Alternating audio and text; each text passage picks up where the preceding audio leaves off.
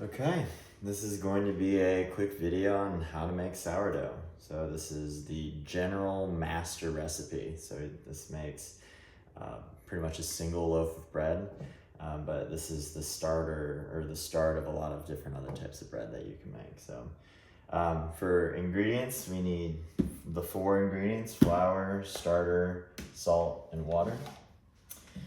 Pretty basic. And for equipment, we need a bowl, gram scale. Then it's also super handy to have a scraper for scraping the bowl, scraping your hands.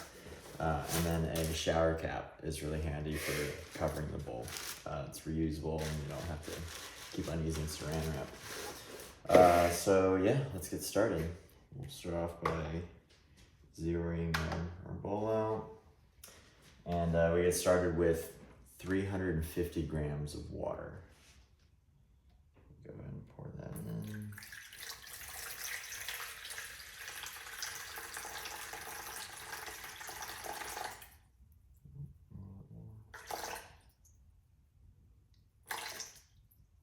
Okay. Then after that, we put in our 50 to 100 grams of starter. So if you need your dough to be a bit more active, add more starter. If you know it's a hot day and you don't want it to overproof, use a little bit less. This is the one thing that you can kind of tune to adjust how fast your dough rises. So it's a little bit cooler today, so I'll definitely add more. So get this and I just mix it around a little bit. And I just scoop that right in.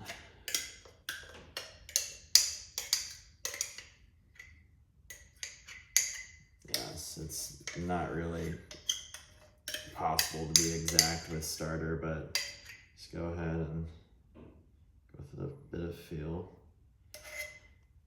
So I've just added 93 grams of starter. So this is pretty much what your jar will look like after you've used it, and that's okay. There's like you'd think that like, oh, there's nothing left in there, but that's plenty to refeed your starter with. In fact, it's almost better because you're creating a stronger starter when you're using less, but you have to have some left in there to make it again. So we get that in there. I'm gonna clean my spoon off a little bit. Okay, there's that. And then we're going to mix that in. So you just use your hand for this, so make sure to wash your hands and everything. And we'll just mix this in. Just breaking apart the starter just so that it's a uniform mixture of starter and water at this point. Okay, that's pretty good. Get this back on the scale and we'll go in for our flour. So we add 500 grams of flour for this master recipe.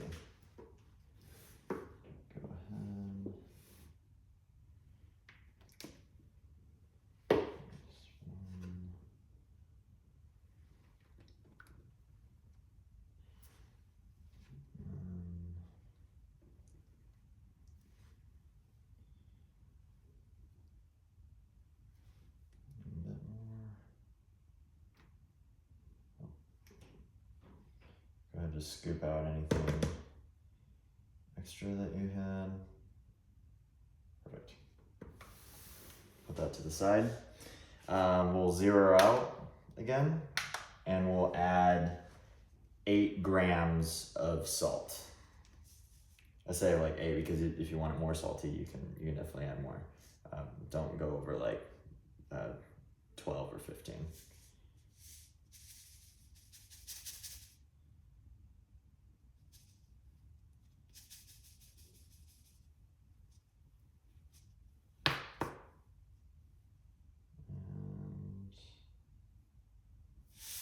There's 8, perfect. So after that, our ingredients are in the bowl. I just use my hand to mix this all together. You can use a beater if you want, but I think it's just more difficult. So I just get that off the gram scale and I kind of mix it in a bit with my fingers first. Spinning the bowl. Really the goal is just to get to uniform consistency with the dough at this point.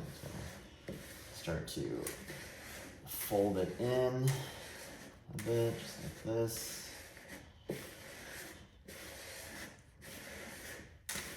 And then this is what I do, but I literally pick it up and I just squeeze it through my fingers. It's kind of fun, but it's a good way to mix it all together.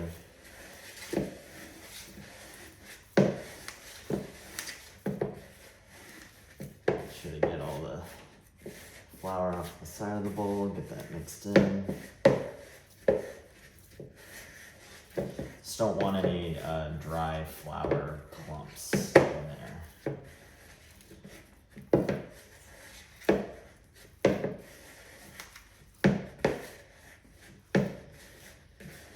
Okay. So after that, you're gonna have loads of dough on your hand. And this is kind of annoying, but the best trick is just to use a scraper and scrape it off.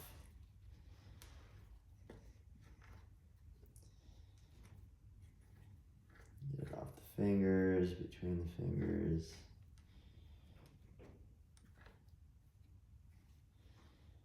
Just like that. Cool. A bit more. Of course, just wash off the rest.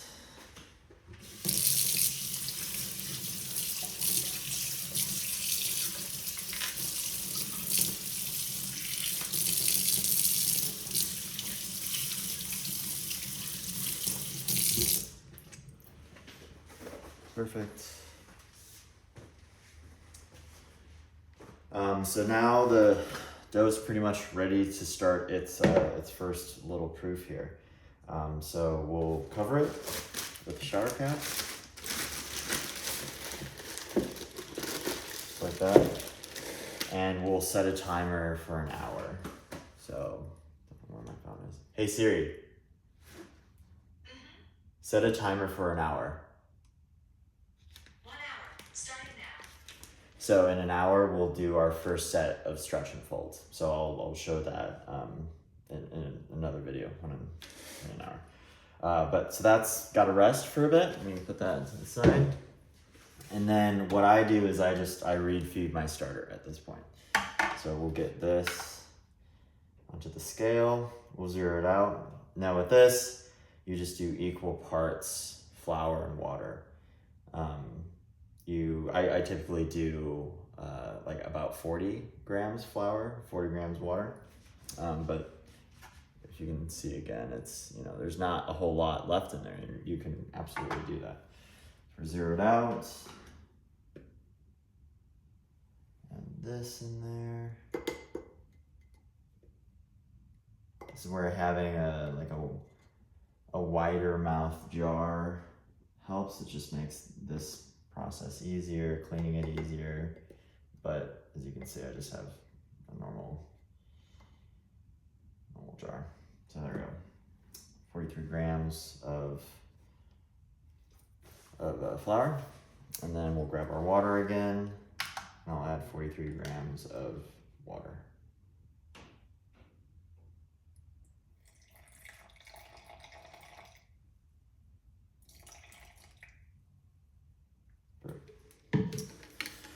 So there's that, and we'll just use our same spoon and mix that all together. Definitely get all of that good starter that's on the wall of the jar back in and mix it together.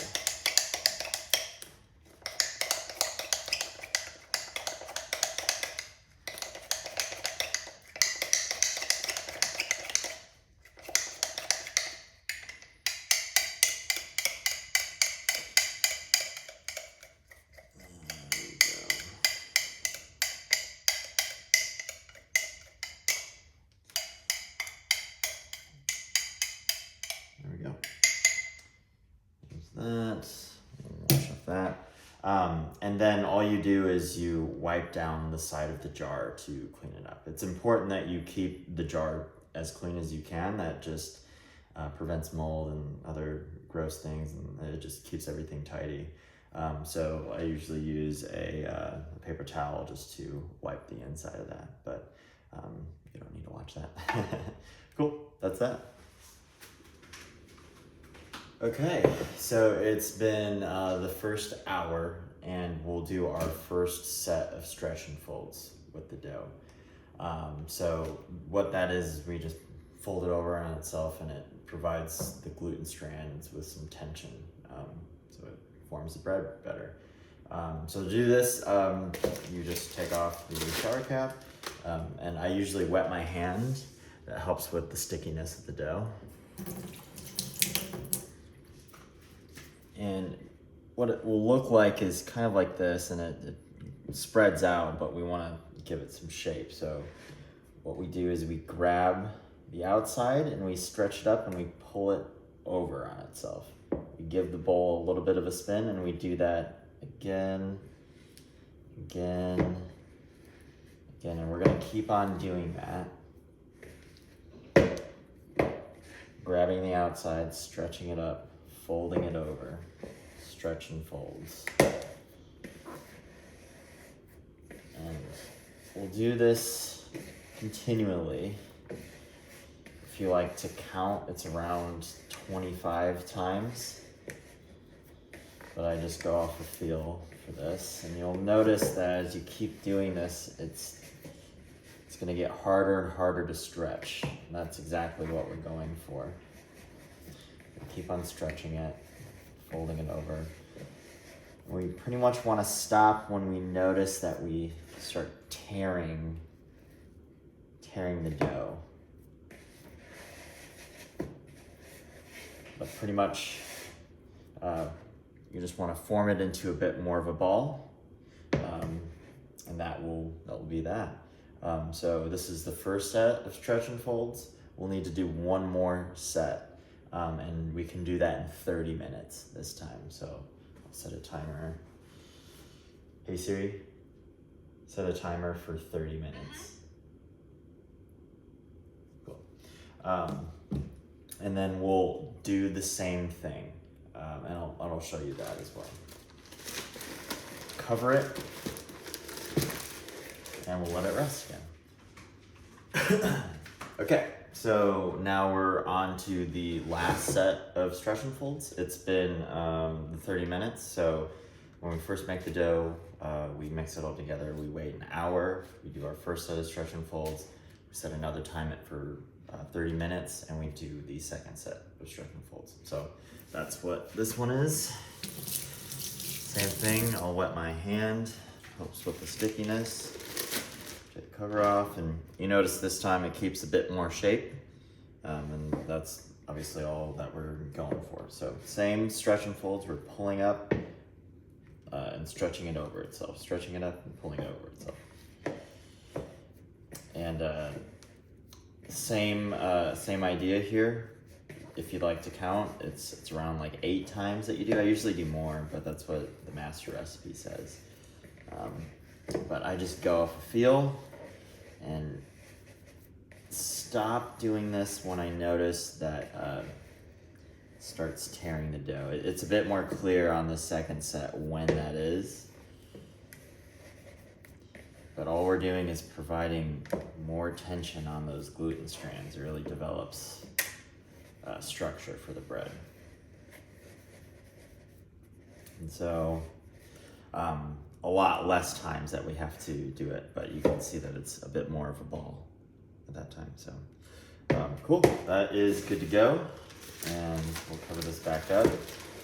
And so I didn't mention this in before, but after we feed our starter, we just let it rest on the counter for the day.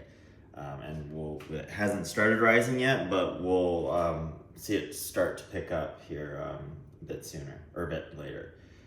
So this will rise, and as this is rising, so these both stay on the counter for the day. It takes around 8 hours for this dough to fully rise up to where it is. it's a lot of a learning process, finding what time is right for the dough to be, you know, proofed just enough. It can overproof or underproof, and you just want it just right. But there's a few ways that you can determine that. If you have a bowl that's the right size, like we sell the bowl that is the perfect size, so that it's, you know the dough's done when it meets the top of the bowl. I don't have one of those. I just got this big one. But you can shake it, kind of tell by like how bouncy the dough is if you know it's ready. But you'll learn that over time. That is not really a good way to teach that. And yeah, so we'll let this rise too, and then I'll hop back on for another video for the last shaping of the bread before we throw it in the oven. So that'll be in around 8 hours. So yeah. Okay, so we are at the end of the day now. So the dough has had its chance to rise and do its bulk ferment. So has the starter. But now we are ready to do the shaping. So I've gone ahead already, and I've started to preheat the oven, and we're gonna do that at 230 degrees Celsius or 450 degrees Fahrenheit. And so for equipment, we're gonna need, or it's nice to have a square tin. This is the technique that I use, where I just put the loaf into this. And then what I do is I put the square tin into the roaster, and I cover that. And what that does is the roaster actually adds a whole lot of great color to the bread. It makes it look really nice and gives it really crispy, and I'll show you another trick with that. But we'll go ahead and do the shaping. So I've already kind of floured my counter, wiped it down, make sure it's clean, and we'll go ahead and have a look at the dough. So this is maybe not all the way proofed yet, but I was talking about the jiggle test. You'll just get a better feel for like how jiggly your dough is and when it's ready. You'll inevitably overproof your dough at some point, and you'll notice how jiggly it is. So like you'll get a feel for how that is good. So we're gonna scrape this out and start our shaping process. Going around like this. And as you start to do more sourdough, you'll realize that this is the most creative part of the whole process. You can shape it into what other means you want. If you're doing pizzas, make a big disc. If you're doing a loaf, you make an oblong shape. If you're doing bagels, make them into a bagel shape. It's kind of up to you at this point. But this is the shaping technique that I've learned to make normal loaves, I guess. And it's the slap technique, and it's literally just fun, so that's why I do it. So what this looks like is we kind of get our piece out there, and you kind of got to have light fingers with it and use more extra flour. It makes things easier too. So I'm going to add a bit more down here. And so we want to kind of get our rectangle here, and we're going to fold it up almost all the way to the top there. And then we're going to take the sides, stretch them out a little bit, put one over the other, like that. Now we kind of have this envelope, and we're going to close the envelope, just like that. And then we do the slap. So we stitch this together, so one side over the other, slap. One side over the other, slap. One side over, slap. And then you kind of get this burrito looking shape, and then we roll that in on itself. So we go in, and then kind of do the roll like that. This is actually perfectly proofed dough. This is looking really good. And you get a shape like that. So this is now what we can use. I need my olive oil, 1 second. Wash my hands, put some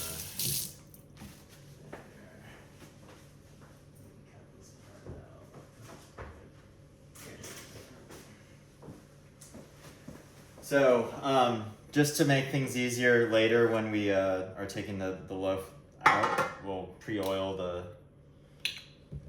pan. Do that, and just a bit of oil in here is fine.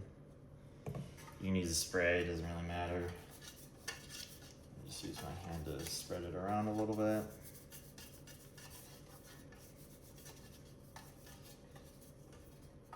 And that's there, and I'll do this like this, and just pick up the dough and plop it in there. So there you go. There's that. It's nice and jiggly. It's a good sign.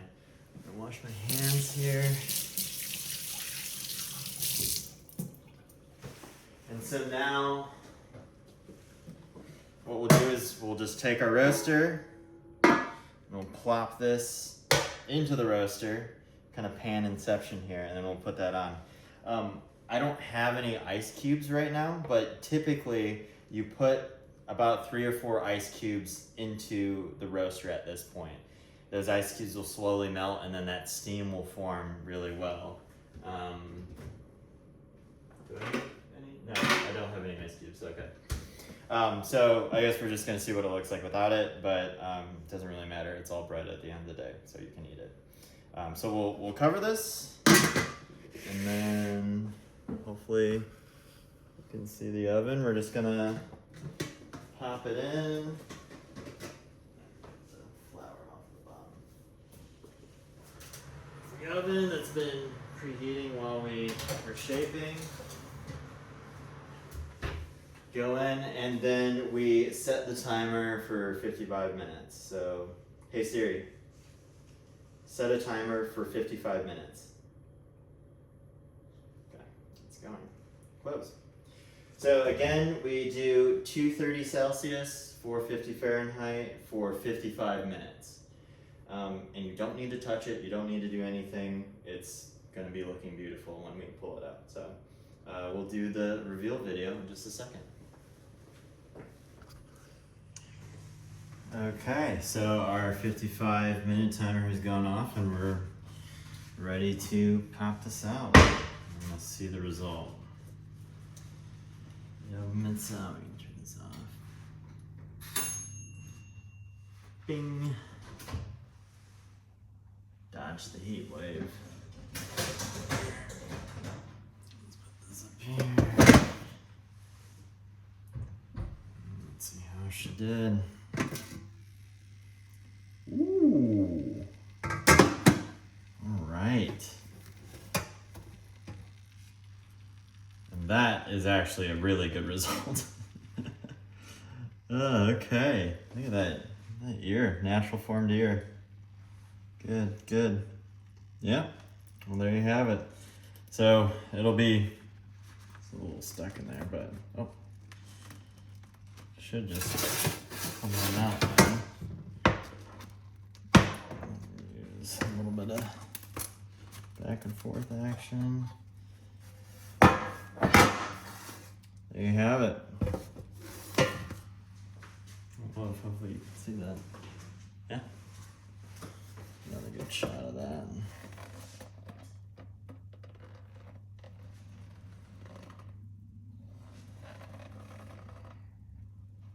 That looks good. All right.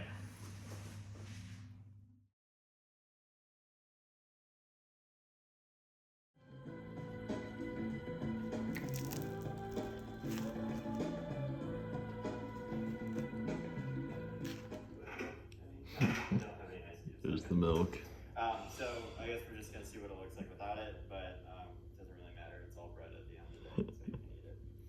So we'll cover this, and then hopefully you can see the oven. We're just gonna pop it in.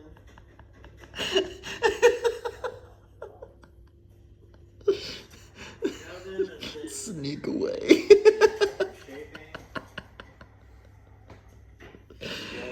Oh my gosh, so good, so good.